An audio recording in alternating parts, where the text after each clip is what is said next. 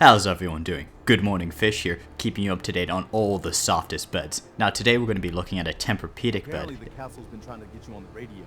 Some kind of situation over there. The situation is you interrupting me, Preston, which is rude. This is exactly why There's a cow on the roof.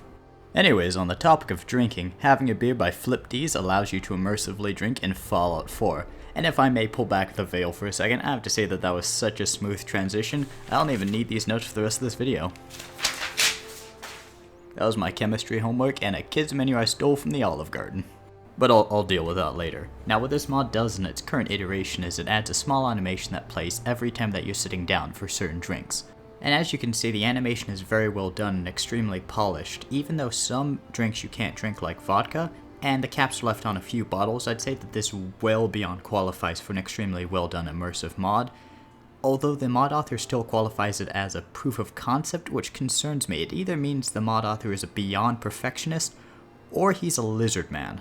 I mean, it's a great mod either way because I'm not xenophobic. And it's immersive, like I said before, because with the code set AD animation loop to 1, you can just sit in a cold dark room and endlessly sip on a beer trying to find solace at the bottom of a bottle.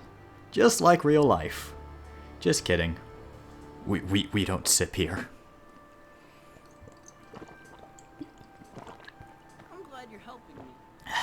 Next up, we have Alternate Start by Glacknarf. Now, in order to start this mod, you have to walk directly across the hall into the laundry room. You'll know the laundry room as the room right next to your son's room, or better yet, that weird blob of macaroni salad masquerading as a human baby. Now, I really like the terminal that the mod author added because it's got a couple neat little things, like the speech that you said you're going to give at the beginning of the game. Now, I don't know if those qualify as Easter eggs, but they're neat nonetheless. Anyways, once you load up the holodisk, you've got Ghoul, you've got Soul Survivor, you got Synth, and you got Supermune. Now, a lot of these are not implemented yet. If you click on them, it'll say that the protocol is not loaded yet. The one that is, however, is Ghoul. Once you click on Ghoul, you have a couple different options. The only one that actually got to work for me is Child of Adam. But let's say for you, if you are working, you can just click on Description, and it'll tell you exactly what you start with, where you start, and you can kind of make your decision here if this kind of sounds like a good playthrough for you, or if you want to start there. And if it does, you can just exit back out and then load protocol. Once you hit load protocol, it'll pop you right into a load menu.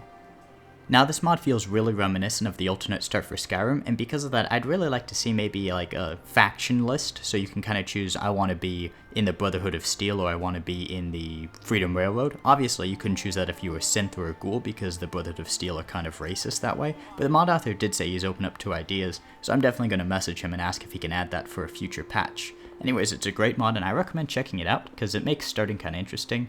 At least for me, I hate the starting. Now the last mod is Paintings by Tenamil, but the artwork itself is done by MadeleineInk. I'll leave a link to both their pages in the description box below. Now once you download the mod, you just have to go to the workbench, go to Decorations, Wall Decorations, and then Paintings, and then you can find them right there. There are large and small varieties of them. I'm going to try to cover this whole room in the large variety, so I will be right back. Alright, so I covered the whole room. I added them from in the order you can see them in the workbench, going from left to right, and I even added a whole bunch of lights.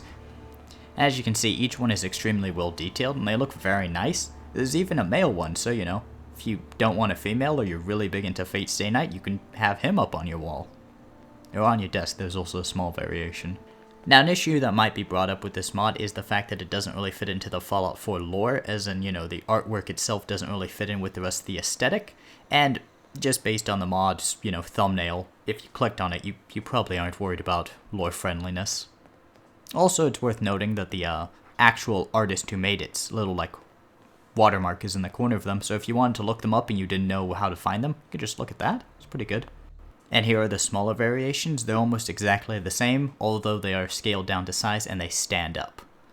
All in all, if you're okay with the kind of almost anime aesthetic, then they're very striking pictures and they're very good to have. I'd recommend downloading it. I don't have much else to say because I don't understand art or good pictures. I mean, I like them, but I don't have any good commentary on them.